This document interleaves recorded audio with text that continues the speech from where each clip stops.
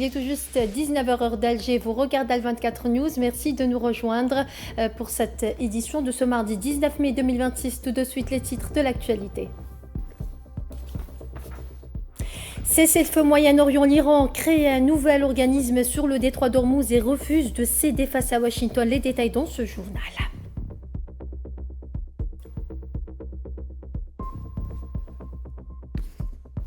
Russie-Chine, Vladimir Poutine en Chine pour renforcer l'indéfectible amitié entre Moscou et Pékin.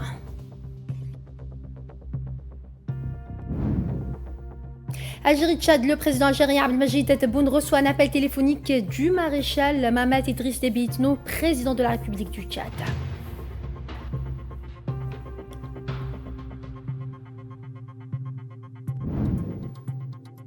CIPSA Filaha 2026, l'Algérie mise sur une industrie agricole locale.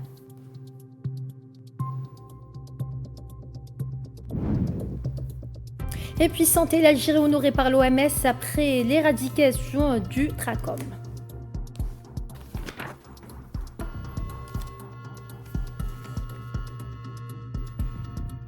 Bonsoir à tous. On entame ce journal avec le dossier iranien. L'Iran a annoncé la création de son autorité du détroit du Golfe Persique chargée de gérer le détroit d'Ormuz et a lancé le compte officiel de la nouvelle agence sur les réseaux sociaux afin de fournir des mises à jour en temps réel sur l'évolution de la situation dans cette voie navigable et stratégique.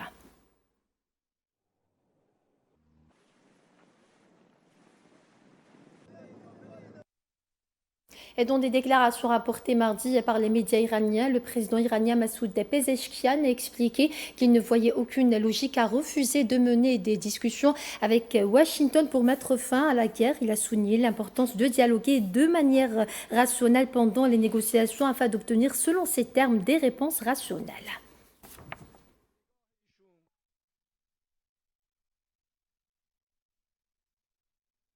Le président américain Donald Trump a estimé lundi 18 mai qu'il existait de très bonnes chances de parvenir à un accord avec l'Iran sans avoir à reprendre les hostilités après avoir annoncé l'annulation d'une attaque prévue mardi.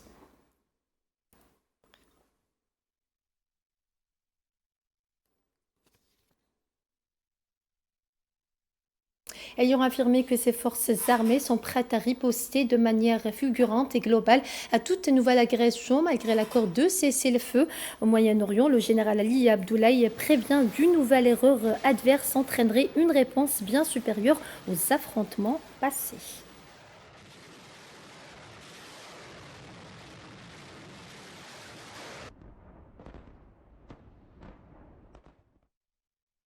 Et les prix du pétrole ont reculé d'environ 2% au début des transactions asiatiques mardi 19 mai après l'annonce par le président américain Donald Trump de la suspension d'une attaque qui devait être lancée contre l'Iran afin de laisser la place à des négociations pour mettre fin à la guerre.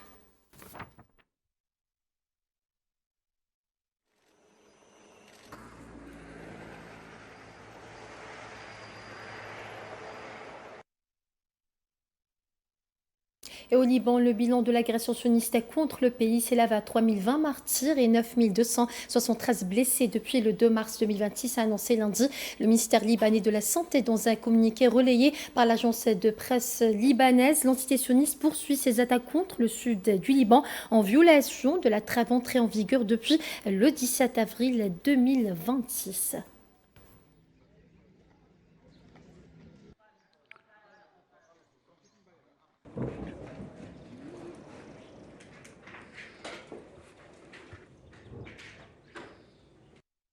Toujours au Liban, le Hezbollah a annoncé ce mardi que ses forces ont réussi à cibler des sites qu'il a qualifiés de stratégiques ainsi que des rassemblements de soldats de l'occupation sioniste et de leurs véhicules dans différentes régions du sud du pays et de la Palestine occupée.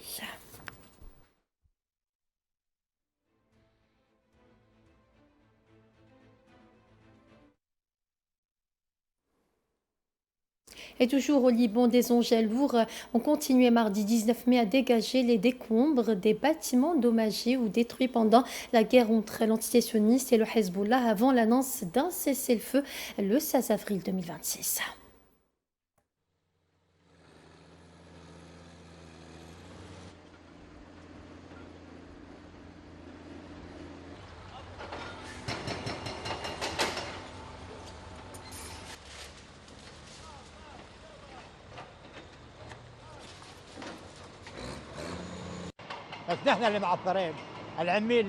C'est nous qui avons du mal à joindre les deux bouts, les travailleurs. Je travaillais à la municipalité de Beyrouth. Il m'a fallu 15 ans pour construire ma maison et maintenant je la perds et je ne la trouve pas. Les pauvres sont devenus des boucs émissaires. Que puis-je vous dire de plus? Existe-t-il une souffrance plus grande que celle-ci? Je ne pense pas. La souffrance infligée aux pauvres comme nous, tout ce qu'ils veulent maintenant, c'est la mort. Une sécurité temporaire, pas une sécurité permanente. Nous restons sur nos gardes car on ne sait jamais, tantôt ils frappent. Nous avons des craintes de toute manière. En Palestine occupée, le bilan de l'agression sioniste contre la bande de Gaza s'est alourdi à 72 269 martyrs et 172 704 blessés depuis le début du génocide perpétré par l'entité sioniste. Après le 7 octobre 2023, ont indiqué lundi des sources médicales palestiniennes citées par l'agence de presse palestinienne Wafa. Selon les mêmes sources, les hôpitaux de la bande de Gaza ont enregistré au cours des dernières 24 heures 6 martyrs et 40 blessés supplémentaires à la suite des attaques en cours. Les autorités sanitaires palestiniennes ont également précisé que depuis l'entrée en vigueur du cessez-le-feu le 10 octobre 2025, 877 martyrs ont été enregistrés et 2600 autres blessés, tandis que 776 corps ont été retirés des décombres.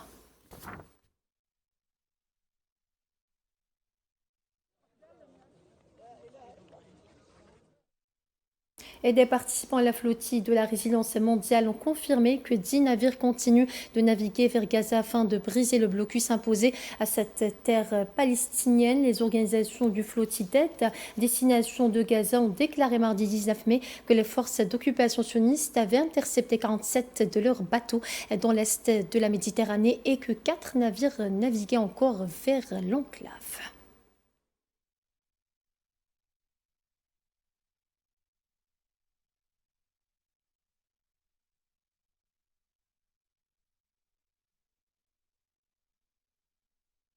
Et dans le reste de l'actualité, le locataire de la Maison-Blanche venait à peine d'achever vendredi sa visite, la première d'un président américain en Chine depuis 9 ans que la venue du chef du Kremlin a été officialisée.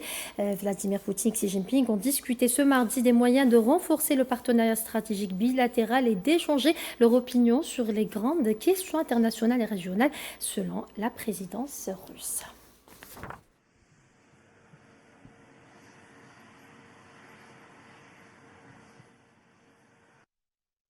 Et le président américain venait à peine d'achever sa visite vendredi dernier que voilà déjà le chef du Kremlin foule le sol chinois, un sommet stratégique pour afficher un front uni face à l'Occident et propulser leurs alliances économiques vers la haute technologie. Quelques jours après le sommet Trump-Xi à Pékin, le président russe Vladimir Poutine se rend à son tour en Chine. Cette visite officielle du dirigeant russe vise à consolider l'alliance stratégique entre Moscou et Pékin.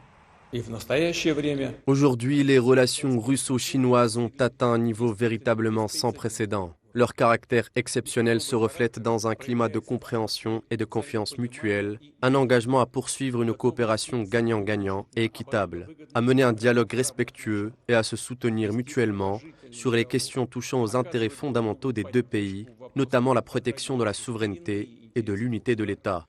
Face aux pressions occidentales, Moscou et Pékin affichent une entente politique qui repose sur un socle économique en pleine expansion. Au cours des 2 dernières années, le volume des échanges commerciaux bilatéraux s'est maintenu à un niveau record, avoisinant les 240 milliards de dollars. Malgré de légères fluctuations, les deux nations sont devenues indispensables l'une à l'autre. La Chine s'impose désormais comme le tout premier fournisseur de la Russie, tandis que Moscou s'est hissé dans le top 5 des principaux fournisseurs de Pékin. À elle seule, la Chine concentre 30% des revenus russes à l'exportation, portés par le gaz et le pétrole de Sibérie. Au cœur des discussions, le méga-projet de gazoduc de 7000 km pour relier directement la Sibérie à Pékin. Plus important encore, la coopération bilatérale a franchi des étapes qualitatives décisives. Au-delà des simples échanges commerciaux, les deux parties se concentrent désormais sur la coopération en matière d'investissement et lancent un nombre croissant de projets conjoints de fabrication de haute technologie. La Chine se félicite de la visite d'État du président Poutine. La Chine et la Russie sont des partenaires stratégiques globaux, unis dans une nouvelle ère de coordination. Lors de cette visite, les deux présidents échangeront leurs points de vue sur les relations bilatérales, la coopération dans divers domaines et les questions internationales et régionales d'intérêt commun. Du commerce de l'énergie à la coproduction technologique de pointe, l'axe Moscou-Pékin se structure à long terme, s'affirmant plus que jamais comme le pivot d'un nouvel ordre mondial multipolaire. Le porte-parole du ministère chinois des Affaires étrangères interrogé sur les raisons de ces visites et sur le message que la Chine espère transmettre au monde à travers cette série d'activités diplomatiques. Zhou Jiakun a déclaré ce mardi que la Chine accueillait favorablement la visite d'État du président Poutine en Chine.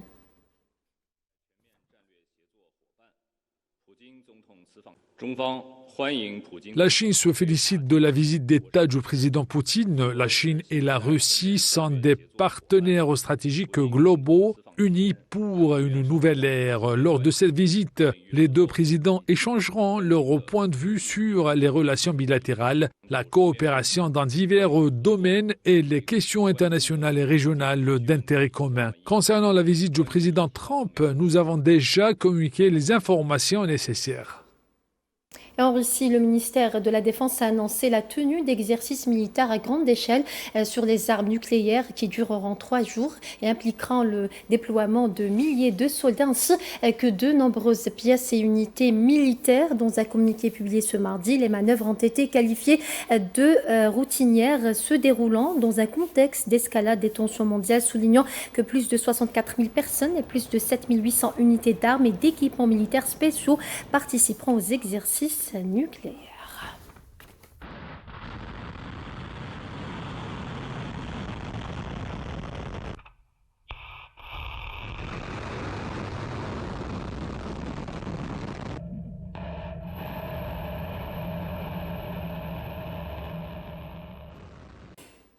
Dans l'actualité africaine de ce journal, le président de la République algérienne Abdelmajid Tebboune a reçu Cheikh Mohamed El Mah Ibrahim Niass, calife général de la Faïda Tidjaniya du Sénégal, ainsi que la délégation qui l'accompagne, ont assisté à cette audience. Du côté algérien, le ministre d'État chargé de l'inspection générale des services de l'État et des collectivités locales, Brahim Rad, Cheikh Sidi Ali Blaribi, calife général de la confrérie Tidjaniya, et Mohamed Hasnouni, conseiller auprès du président de la République chargé des affaires religieuses, des zawiyas et des écoles coraniques. Du côté sénégalais étaient présents Mohamed El Khalif, Cheikh Ibrahim Niass, Mohamed Mustafa Niass, Mohamed Meki Niass et Abdurrahman Daouf, représentants de la Faïda Tidjaniya du Sénégal.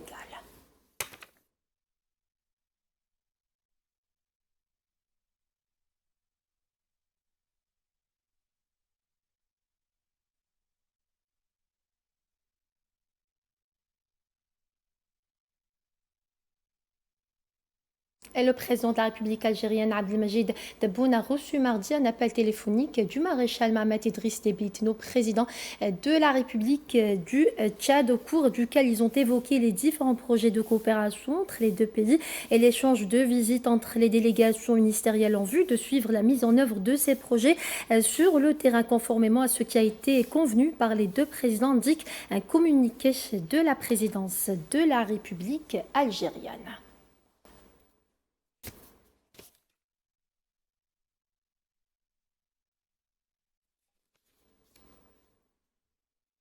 Et le président de la République algérienne, Abdelmajid Tebboune, a reçu mardi le ministre d'État, ministre de l'Intérieur, de la Sécurité publique et de l'administration du territoire de la République du Niger, pays frère, le général de la division Mohamed Toumba et la délégation l'accompagnant. Assisté à cette audience du côté algérien, le ministre d'État chargé de l'inspection générale des services de l'État et des collectivités locales, Brahim Rad, le ministre d'État, ministre des Affaires étrangères de la communauté nationale étrangère des Affaires africaines, Ahmed Attaf, le ministre de l'Intérieur l'Intérieur, des collectivités locales et des transports Saïd Sayoud, le conseiller auprès du président de la République chargé des affaires diplomatiques à Maraba, le ministre de l'Agriculture, du Développement rural et de la Pêche Yassine El-Mahdi Walid, le ministre de l'Énergie et des énergies renouvelables Mourad Adjel, le commandant de la gendarmerie nationale général-major Seyd Ahmed Berroumana, le directeur général de la Sûreté nationale Ali Badawi, le directeur général de l'Agence algérienne de coopération internationale pour la solidarité et le développement Abd Hallouz et l'ambassadeur d'Algérie auprès du Niger Ahmed Saadi. Du côté nigérien, ont assisté à l'audience le colonel-major Ahmed Sidiane, haut commandant de la garde nationale du Niger, le commissaire général de la police Ebanka Asaba, directeur général de la police nationale du Niger, Bakayi Yaou Sangaré, ministre des Affaires étrangères, de la coopération des Nigériens à l'extérieur, le colonel Maman El-Hajj Ousmane, ministre de l'Agriculture et de l'Élevage, et Amadou Awa, ministre de l'Énergie.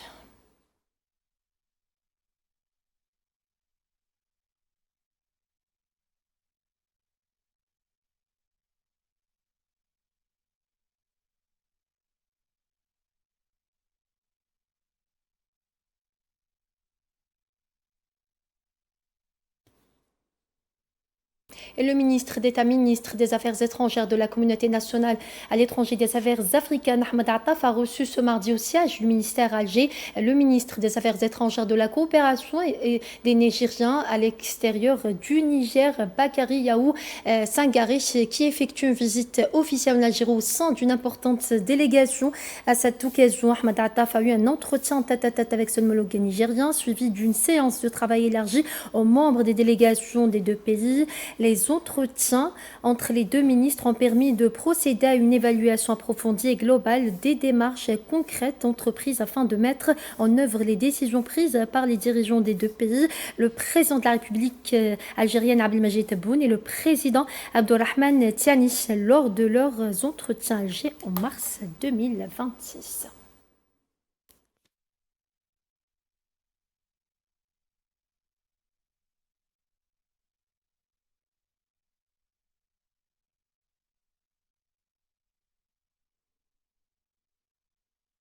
De son côté, le ministre d'État, ministre des Hydrocarbures, Mohamed Arkab, a reçu mardi à Alger une délégation du ministère du Pétrole du Niger conduite par le secrétaire général Abdul Karim Mohamed Ali. Lors de la rencontre, les deux parties ont examiné les moyens de renforcer la coopération sur toute la chaîne de valeur des hydrocarbures, notamment en matière de raffinage, de pétrochimie, de forage et de développement des produits pétroliers du Niger avec le concours de l'entreprise algérienne NAFTA. Les deux parties ont également passé en revue les conclusions de la visite technique effectuée par les membres de la délégation nigérienne au niveau de plusieurs installations et infrastructures du groupe Sonatrach à Boumardas et à Hassi Messoud, où ils ont pris connaissance du potentiel technique et humain de l'expertise de l'Algérie dans les domaines de l'exploration et de la production, de la formation et de services pétroliers. À cette occasion, Arkab et le responsable nigérien ont évoqué les perspectives de développement des produits pétroliers au Niger avec le concours de NAFTA en sus de la promotion du contenu local et de l'échange d'expertise en matière de gestion des données pétrolières et environnementales et des services pétroliers.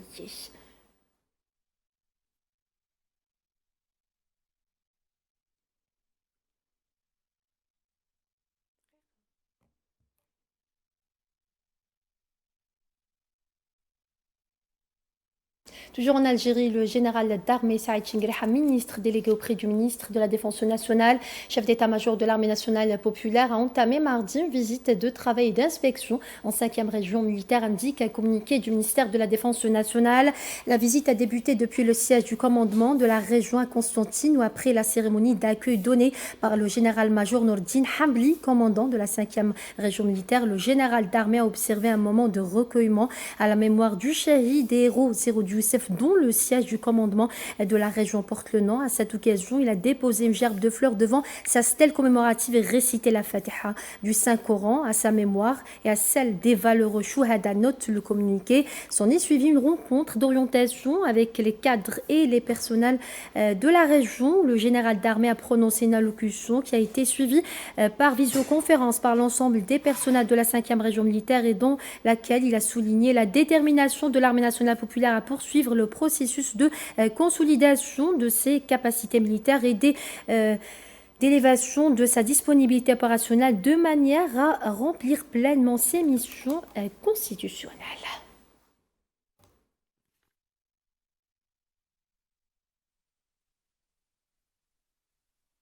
إننا مصممون في الجيش الوطني الشعبي. Nous sommes déterminés à poursuivre sous la conduite de M. Abdelmadjid Tebboune, président de la République, chef suprême des forces armées, ministre de la Défense nationale, le développement de nos capacités militaires et à augmenter notre disponibilité opérationnelle afin d'accomplir nos missions constitutionnelles de la manière la plus efficace possible, de maîtriser les outils de notre sécurité et de défendre notre souveraineté et nos intérêts supérieurs. Il ne saurait être question d'atteindre cet objectif que par la poursuite rigoureuse des programmes de préparation au combat, de manière à construire un système de défense qui repose sur la préparation qualitative, la capacité opérationnelle élevée et la résilience inclusive. La voie la plus sûre pour atteindre cette préparation commence à partir du terrain d'entraînement, en s'y engageant avec la conviction bien ancrée que chaque pas franchi avec professionnalisme et chaque plan mis en œuvre avec exactitude contribueront certainement à la construction de la capacité de dissuasion et de riposte. En effet, la véritable supériorité militaire ne se mesure pas seulement à la qualité des armes, mais réside dans la capacité à résister, à disposer d'alternatives tactiques et à acquérir une disponibilité opérationnelle élevée.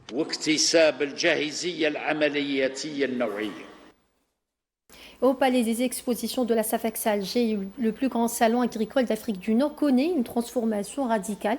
Safwan Ben Sabri était présent pour nous à cet événement. Regardez. Le Salon international de l'agriculture, de l'élevage et des industries agroalimentaires a ouvert ses portes lundi. Au deuxième jour du salon, les 800 exposants algériens et étrangers se penchent sur plusieurs défis, dont celui de la modernité, dans une ère où les ressources en eau se font de plus en plus précieuses.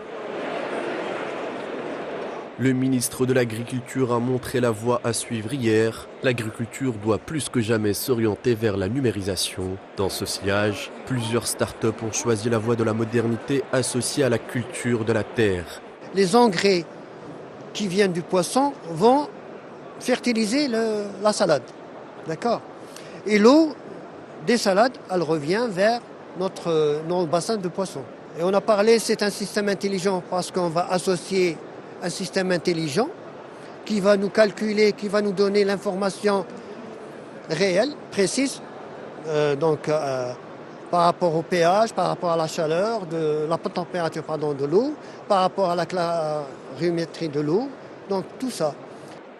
Dans l'agroalimentaire, les innovations ne manquent pas. Production locale et bio sont au rendez-vous dans une vision nouvelle.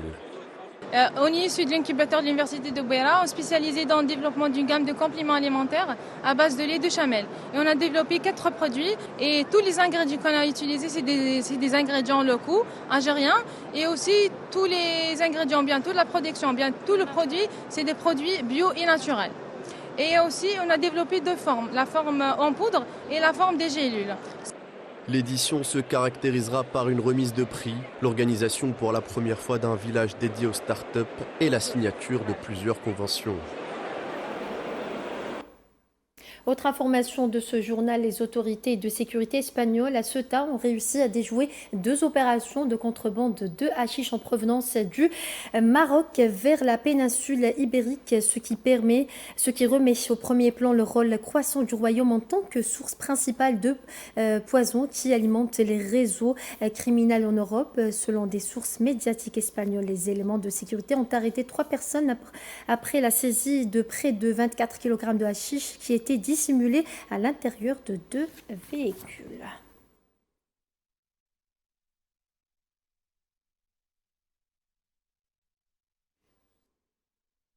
Toujours dans le même contexte, le tribunal de Huelva, dans le sud-ouest de l'Espagne, a condamné un individu à 3 ans et 9 mois de prison après son implication dans une opération de contrebande de plus de 1400 kg de hashish en provenance du Maroc sur la plage de Mazagoe.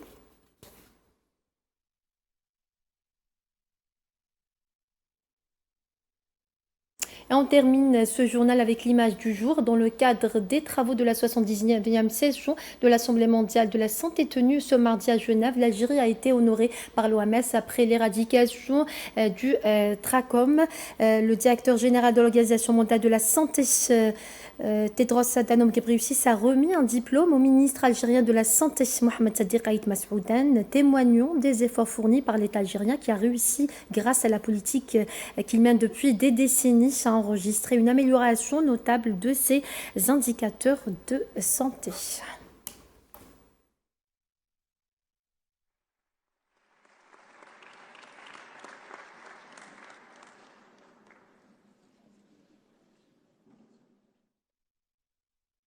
Et voilà, c'est ainsi que s'achève ce journal. Merci à vous de votre fidélité. Excellente suite des programmes sur A24 News et à demain.